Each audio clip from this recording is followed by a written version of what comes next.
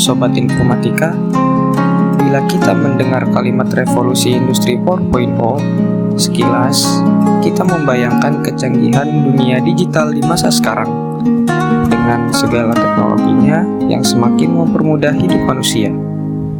Pada video kali ini, kami dari kelompok 4 akan membahas revolusi industri 4.0 dengan detail, dari mulai sejarah, kenapa, apa, bagaimana, dan mengapa revolusi industri itu bisa terjadi. Oke, kita langsung ke pembahasannya. Enjoy the video.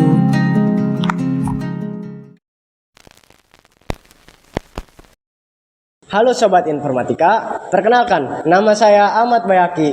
Saya akan membahas tentang satu topik yang penting buat masa depan kita, yaitu revolusi industri 4.0. Tapi sebelum masuk ke era 4.0 yang serba digital ini, kita harus mundur dulu ke belakang, yaitu ke awal mula revolusi industri yang mengubah wajah dunia. Jadi gini teman-teman, perhatikan ya. Sejarah revolusi industri.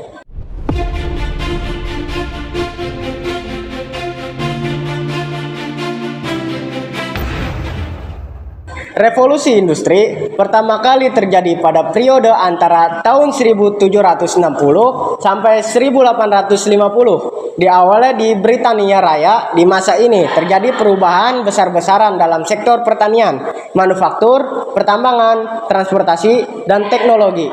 Dampaknya luar biasa. Pekerjaan yang dulunya dilakukan oleh manusia atau hewan mulai digantikan oleh mesin-mesin berbasis manufaktur. Contohnya mesin uap yang bikin produksi barang jadi lebih cepat dan masif, dan otomatis butuh lebih banyak batu bara. Perubahan ini akhirnya menyebar ke Eropa Barat, Amerika Utara, Jepang, dan lalu ke seluruh dunia. Menurut ekonom Robert Lucas, revolusi industri ini adalah titik besar dalam sejarah. Kenapa? Karena untuk pertama kalinya kehidupan rakyat bisa mengalami pertumbuhan standar hidup yang berkelanjutan. Pendapatan per kapital naik lebih dari 6 kali lipat selama 2 abad setelahnya.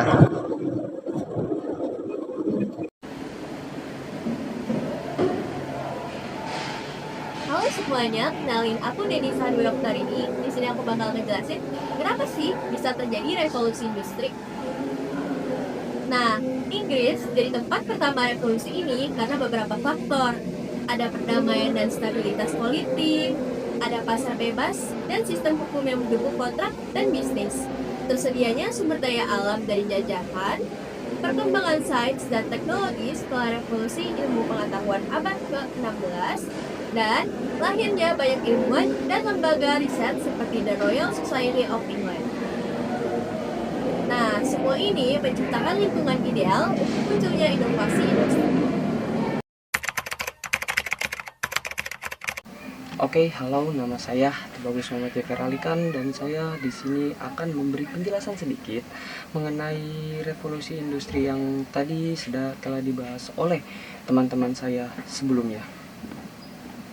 Dari penjelasan yang dijelaskan oleh Denis dan Abai, revolusi industri ini tak hanya cuman soal mesin, namun juga perubahan sosial dan ekonomi, teman-teman.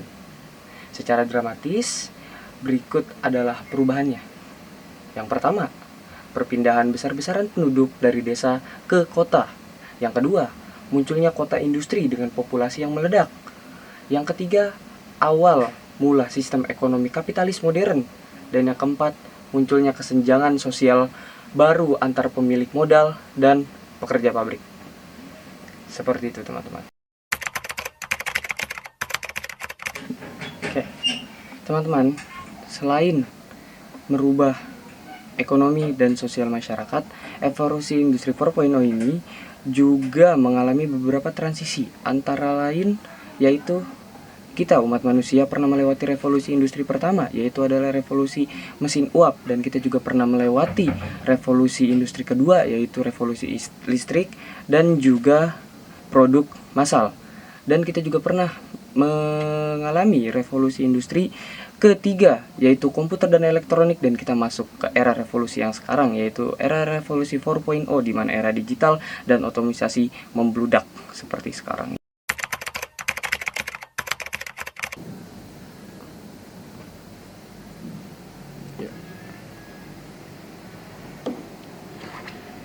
Perkenalkan, nama saya Ahmad Alvin. Saya ingin menjelaskan dampak revolusi industri di zaman sekarang.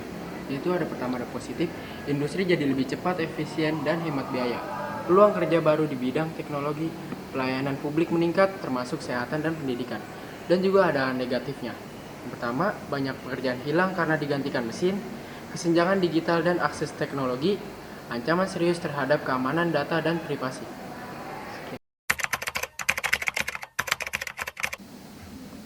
Kalau dipikir lagi, memang gila sih. Karena revolusi industri 4.0 ini begitu cepat dan juga begitu menghasilkan produk-produk yang berguna di kehidupan masyarakat kita sehari-hari. Kita bisa ambil contoh saja teman-teman, salah satu produknya yaitu bila kita memakai Gojek itu juga bagian dari 4.0.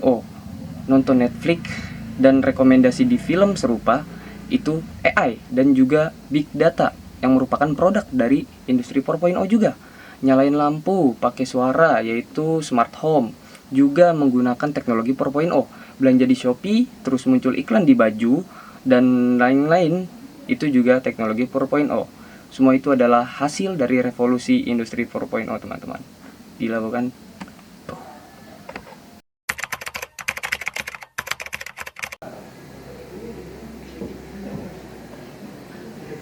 Halo, perkenalkan nama aku Erini Enda Putri dari 126.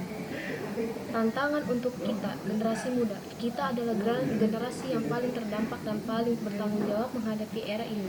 Apa yang harus kita lakukan? Melek teknologi, pelajari digital skill dan soft skill. Jangan cuma jadi pengguna tapi jadi pencipta solusi digital. Dan yang paling penting, jangan takut berubah.